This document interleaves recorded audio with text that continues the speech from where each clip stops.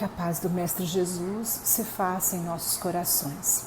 Hoje nós temos como tema o Evangelho no lar e no coração.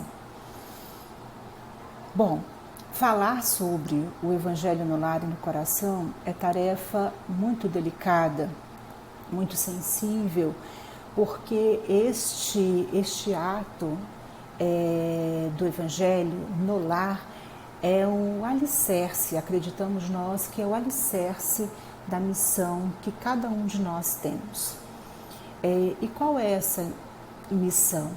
Qual é essa grande missão que cada um de nós carregamos? Nós estamos sempre que é a maior de todas as missões. É de cuidar de cada um de nós, que é melhorar cada um de nós, é edificar a nós mesmos. Essa é a nossa grande missão que nós trazemos como grande responsabilidade.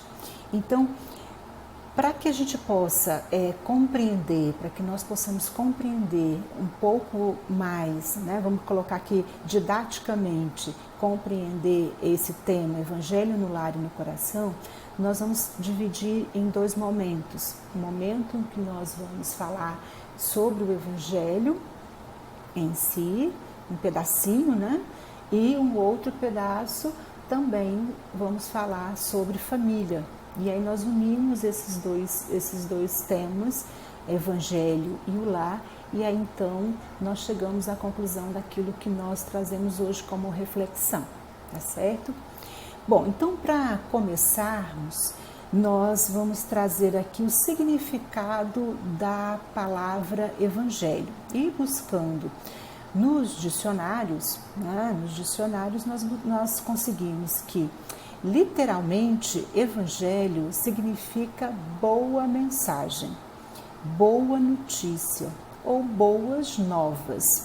Então, nós temos que o Evangelho, que são as narrativas sobre a vida de Jesus, ele traz, então, boas notícias, boas mensagens, boas novas, Bem, esse mesmo evangelho escrito pelos evangelistas, apóstolos de Jesus na época, posterior o seu desencarne, eles escreveram então sobre a vida de Jesus, sobre os milagres, então sobre todos os momentos de Jesus, eles colocaram então e formataram como livros. Então, a partir deste evangelho, que traz então essa mensagem de Jesus para cada um de nós, a doutrina espírita, através da codificação de Allan Kardec, organizou o evangelho à luz da doutrina espírita. E na contracapa do Evangelho segundo o Espiritismo, Kardec colocou uma frase que é bastante significativa nesse momento, que ele coloca o seguinte, que as explicações das máximas, então o que contém o Evangelho segundo o Espiritismo, o Evangelho à luz da doutrina espírita, contém as explicações, ou a explicação das máximas morais do Cristo em concordância com o Espiritismo e suas aplicações nas diversas circunstâncias da vida. Então, trazemos no Evangelho segundo o Espiritismo as máximas do Cristo, todas as suas lições morais, aquilo que traz, que colabora com o nosso melhoramento, é isso que foi colocado, e à luz da doutrina espírita, então todo cercado pelos princípios da doutrina espírita, e traz também aquela questão que ele coloca aqui, as suas explicações nas diversas circunstâncias da vida. Então é na aplicação desse evangelho na nossa vida, nesse cotidiano de cada um de nós, mas um cotidiano íntimo de cada um de nós, Não é só o cotidiano das relações, mas partindo de cada um de nós. Então nós entendemos que os ensinamentos de Jesus, depois dessas explicações, nós podemos dizer que os ensinamentos de Jesus é a grande notícia que o Evangelho nos traz. E que notícia é essa, esses ensinamentos? É o amor. Se nós formos buscar a maior das máximas do Cristo, o maior ensinamento do Cristo, Jesus nos ensina a amar traçando um caminho, o caminho do amor. Jesus busca explicar para cada um de nós o que é este amor, essa boa notícia que é o amor, traçando um caminho. E isso está expresso nessa máxima do Cristo, quando ele diz que amar a Deus sobre todas as coisas. Ele inicia dentro dos mandamentos, ele diz qual é o maior mandamento, qual é o maior mandamento. E aí Jesus explica, amar a Deus sobre todas as coisas. Então, o amor primeiro está para com Deus. E aí ele diz que tem outro, semelhante àquele, que era amar ao próximo como a si mesmo. Então está aí o caminho que Jesus traz para cada um de nós, nesse traçado da boa notícia, que é o amor. Então nós temos como missão fazer este caminho. E esse caminho, ele traz amar ao próximo como a si mesmo, mas ele diz que antes eu preciso amar a Deus sobre todas as coisas. Então, como é que eu faço isso? Como é que eu consigo colocar isso na prática do dia a dia? Então, normalmente a gente escuta, hoje em dia, muito fala-se sobre a questão, até inclusive autoajuda e tudo mais, mas explicando assim que a autoestima, o autoamor, ele é essencial para tudo que a gente faz. Então, o que nós percebemos disso? Então, que nós precisamos aprender a amar amando a nós mesmos. Este é o primeiro item, vamos dizer assim, é o primeiro passo desse caminho, é amar a nós mesmos, é reconhecer o quanto nós somos valorosos, qual é o meu grande valor por ser criatura divina e então aprender a nos amar. Então, a partir daí eu vou conseguir então, a partir desse amor, eu espelho este meu amor no outro, porque daí então, nesse processo de me conhecer, de buscar a entender as minhas questões, eu vou então trazer essa semelhança com o meu próximo também. E aí então fica muito mais fácil de eu aproximar-me dele com esse amor que Jesus nos fala, de amar ao próximo. Então ele diz assim, amar ao próximo como a si mesmo, não amar ao próximo somente. Ele diz amar ao próximo como a si mesmo, a referência é o nosso amor. Mas aí esse amor todo poderoso, de amar a Deus sobre todas as coisas, melhor dizendo. Então, esse amor, ele está, na verdade, nos cercando a cada passo que eu decido me amar e amar ao próximo. Joana de Ângeles, que é o espírito amigo de Divaldo Pereira Franco, que tem toda uma literatura feita por Joana de Ângeles e psicografado por Divaldo Pereira Franco, no livro Leis Morais da Vida, ela diz que a maneira mais agradável de adorar a Deus, ou seja, de amá-lo, de amar a Deus, é elevar o pensamento a Ele através do culto ao bem e do amor ao próximo. Veja, então, aqui Joana aproxima mais de nós esse amar a Deus sobre todas as coisas e ao próximo como a nós mesmos, dizendo assim, que assim, o maior de todos, o mais agradável amor, a mais agradável adoração que Deus espera de nós, é que nós possamos, ao elevar os pensamentos a Deus, através do culto ao bem e do amor ao próximo. Então, para que eu possa sentir o bem, eu preciso estar bem. Eu preciso me melhorar, né? Eu preciso estar buscando o meu auto-melhoramento, a minha autoeducação. O bem, ele mesmo que nós sejamos em essência o bem, porque somos criaturas divinas, né? Nós somos criados à imagem e semelhança de Deus, então nós somos o amor, né? Porque somos semelhante a Deus, então nós temos em nós a semente do bem. Mas nós precisamos exercitar para que, a partir desse exercício, então, eu vou buscando germinar esse bem para que ele frutifique. No momento em que ele traz os seus frutos, ele traz, então, o fruto do amor ao próximo. E veja como tudo isso está embrulhado no amor a Deus.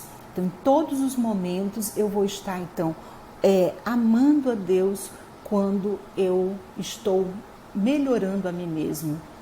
E aí eu vou representar este amor, eu vou então trazer esse amor de verdade a Deus quando eu amo o meu próximo, o meu irmão em caminho, que está conosco, o meu semelhante, né?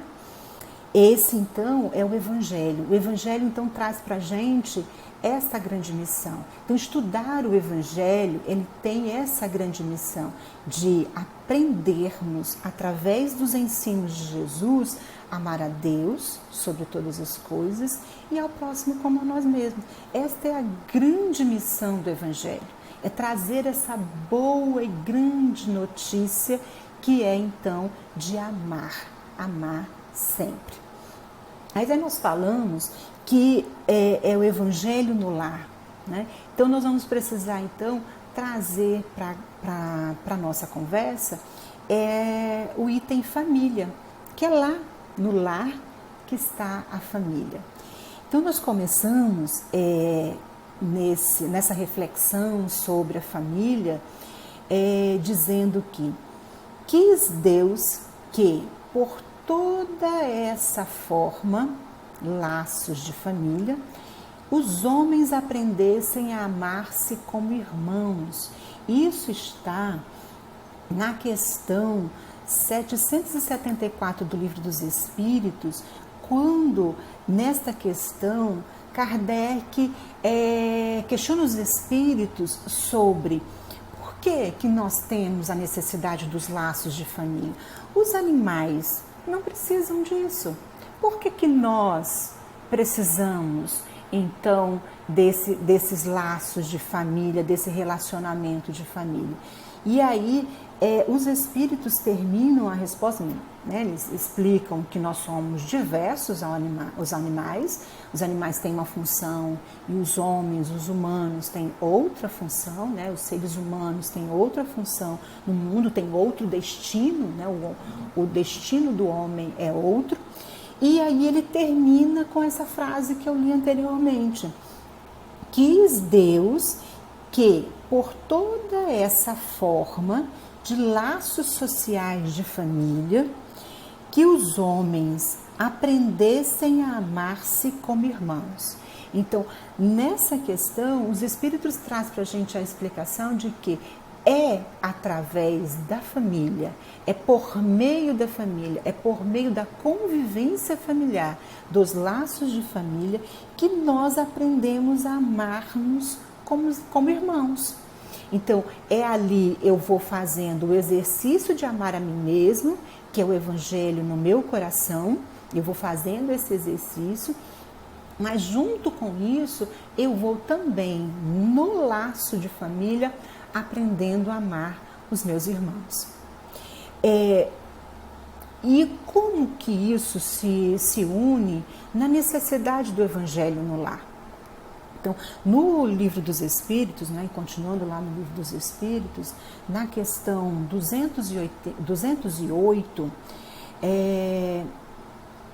Kardec pergunta sobre a questão da influência dos pais, ou dos responsáveis, né, do pai, da mãe, daqueles que são responsáveis pela educação dos filhos, sobre essa influência, né?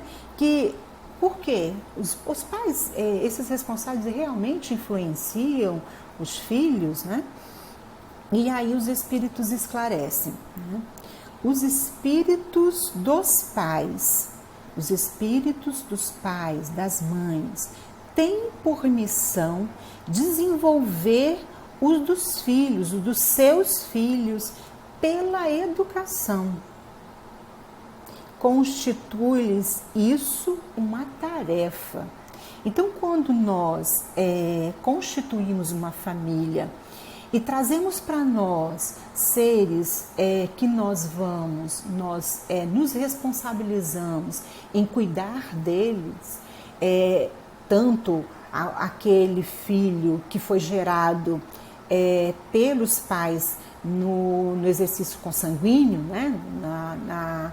na edificação consanguínea, como também nós falamos daquele dos laços de amor, que são os filhos adotivos. Então, é aquele em que eu recebi. Então, é aquele ser humano que eu recebi para que eu colabore na vida dele, para que ele se torne uma pessoa melhor. Então, os espíritos respondem aquilo que nós hoje já sabemos, que nós temos uma grande missão, uma grande tarefa aqui, que é então edificar, contribuir para a edificação dos filhos, daquele eixo familiar, daqueles que estão ainda sob a nossa orientação. Através da educação, nós podemos contribuir para a sua melhora. E essa contribuição, nós precisamos, então, que educação é essa? Nós estamos falando de educação formativa, informativa, aquela da escola, que informa, que traz conteúdos que vão melhorar a nossa condição intelectual? Também. Mas principalmente a educação de valores, a educação moral, a educação íntima, a educação dos sentimentos. Essa é a grande missão dos pais, é a grande tarefa. E como que esse pai, essa mãe, esse responsável pode colaborar efetivamente para com esses membros que lhe é de responsabilidade, se ele ainda não está preparado? Então, nós precisamos, ao longo da vida, nos preparar para que, quando nós formarmos a nossa família, nós possamos ter a certeza de que nós estamos prontos para essa tarefa. Porque é uma tarefa muito, muito importante, né? É primordial, inclusive, para o melhoramento da sociedade, porque é de cada um dos membros familiares que nós formamos, né, a grande sociedade. Então, essa célula familiar pequena forma posteriormente a célula familiar, a célula da sociedade, né? Então, essa grande sociedade que nós vivemos. Então, nós precisamos estar sempre lembrando que a família, ela tem então essa grande missão.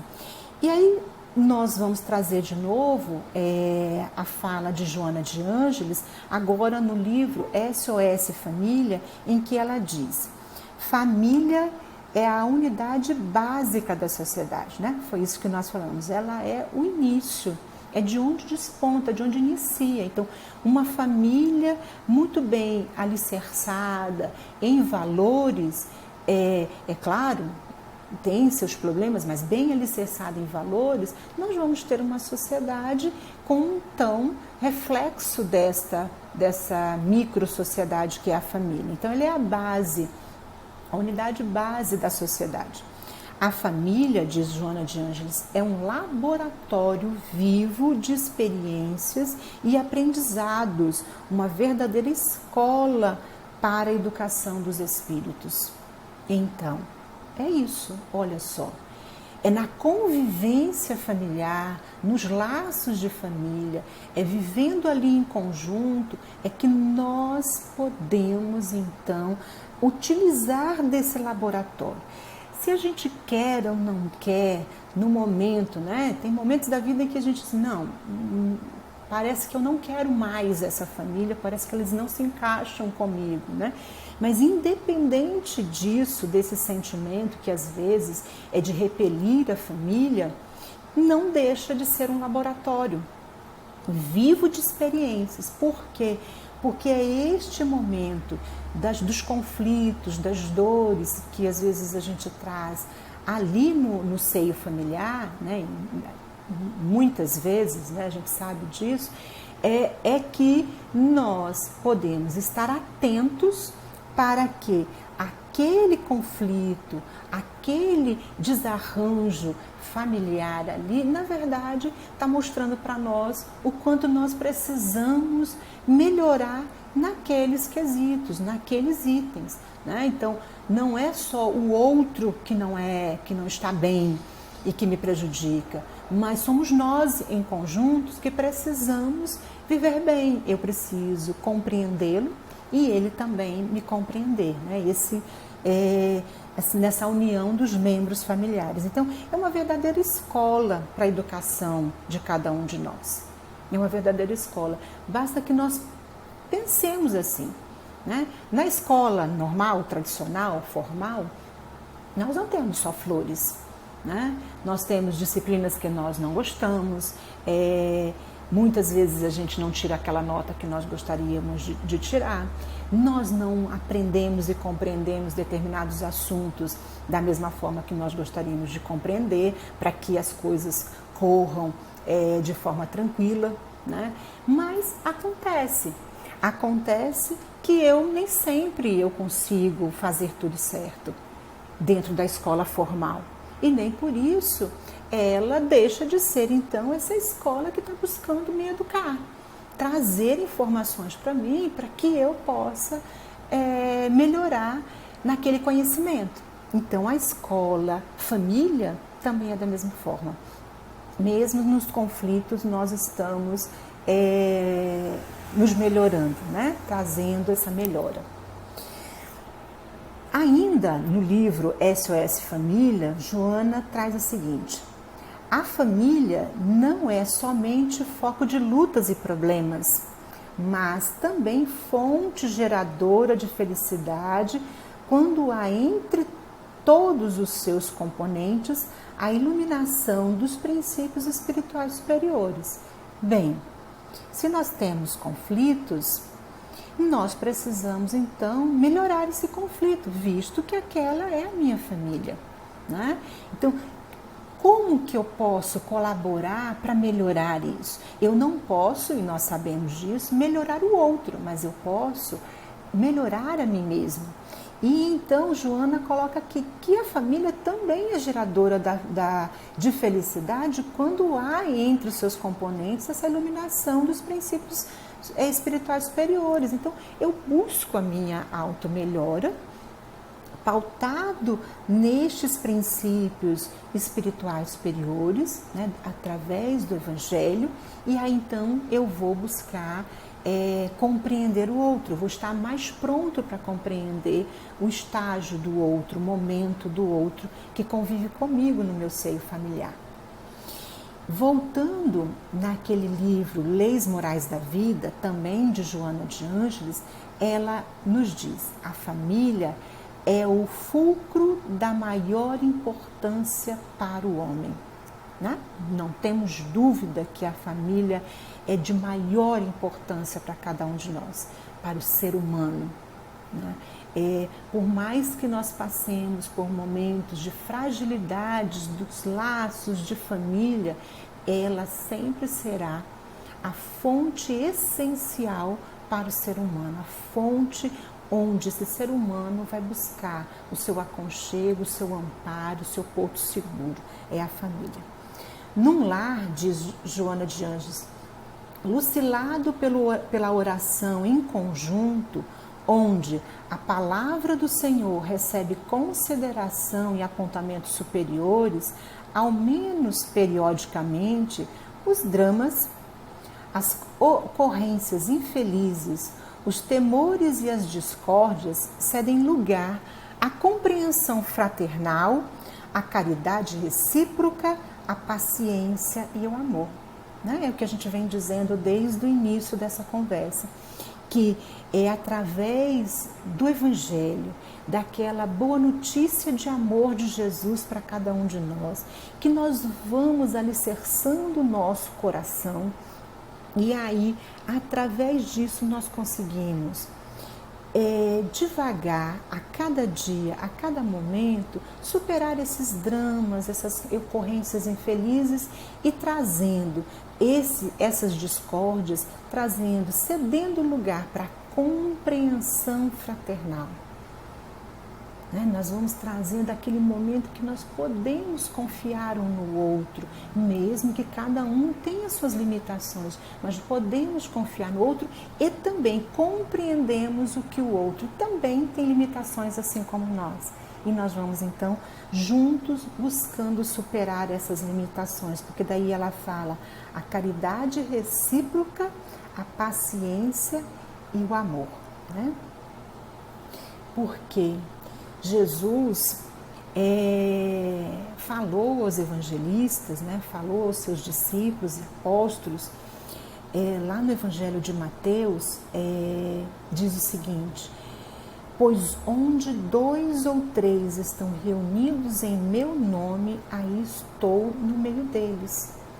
Jesus traz para a gente, declarou que no momento em que nós nos reunimos para orar em conjunto, para buscar esse melhoramento em conjunto, nós trazemos a presença de Jesus em nossas vidas. Nós trazemos os ensinamentos de Jesus. E aí lembrando qual é o caminho que Jesus traz nessa boa notícia, né? Amar a Deus sobre todas as coisas e ao próximo como a mim mesmo. Este é o caminho. Então ele traz que no momento em que nós nos reunimos para orar em conjunto, aí ele está muito presente entre nós, muito presente, e a gente não tem dúvida, né, que isso ocorre, né? Utilizando então deste conhecimento de que Jesus está o tempo todo ao nosso lado, a partir do momento que nós sempre estamos com os pensamentos unidos e voltados a Deus, e voltado então aos ensinos do Mestre, nós vamos então construindo laços mais fortes, mais saudáveis, para uma vida mais saudável, que permite-nos dialogar de forma mais saudável, permite compreender o outro quando o outro discorda da minha opinião, e assim nós vamos alicerçando a família e também em conjunto, né, junto a isso, nós vamos também alicerçando a sociedade, nos livrando então também das ocorrências infelizes da sociedade, dos temores e das discórdias da sociedade, os dramas da sociedade.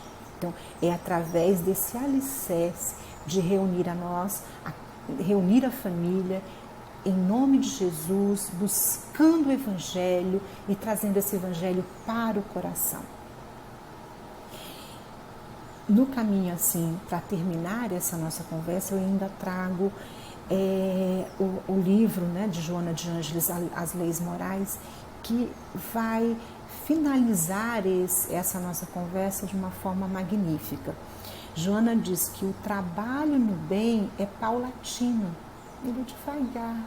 Então nós não vamos conseguir uma família perfeita como aquela que nós desejamos, dos nossos sonhos, de um dia para a noite. Até porque a nossa melhora também não é de um dia para a noite, não é de um passe de mágica, né? Nós precisamos ir devagar. A educação, a autoeducação, ela realmente é desta forma. Então o trabalho no bem é paulatino.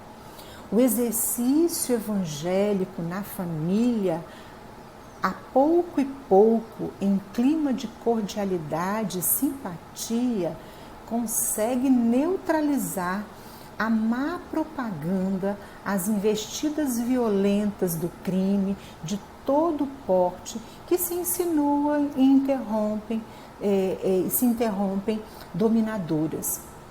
Se irrompem dominadoras, melhor dizendo. Então,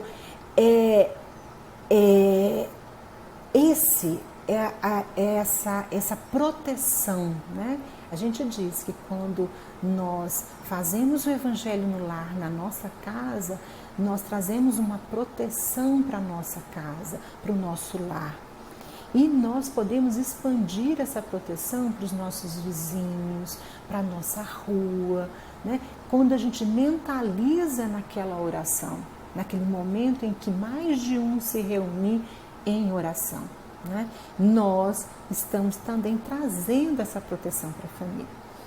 Isso não quer dizer que nós não podemos fazer o Evangelho só. Podemos trazer o Evangelho para o nosso coração, no exercício de buscar compreender aqueles que ainda não compreendem o Evangelho. Mas nós vamos fazendo a nossa parte porque amamos os membros da nossa família, né? E finalizamos então dizendo, né, trazendo a fala de Joana: acende o sol do Evangelho em casa, reúne-te com os teus para orar, e jamais triunfarão trevas em teu lar, em tua família, em teu coração. É isso que nós trazemos como mensagem hoje, de que o sol do Evangelho, ele traz para a nossa família, ele se acende para a nossa família e para o nosso coração. Que nós possamos acreditar diariamente, sempre, nessa força do Evangelho em nossas vidas. Que nós possamos acreditar que somos capazes de trilhar esse caminho, porque Jesus diz que nós somos deuses, que nós podemos tudo que Ele fez e muito mais. Que nós possamos acreditar piamente nisso que Jesus, sinceramente, e traçar o nosso caminho em rumo a esse Evangelho, que nós possamos trazer as pessoas que amamos para junto do Evangelho e tornarmos pessoas melhores e buscarmos então contribuir com essa sociedade em que vivemos. Muita paz a todos.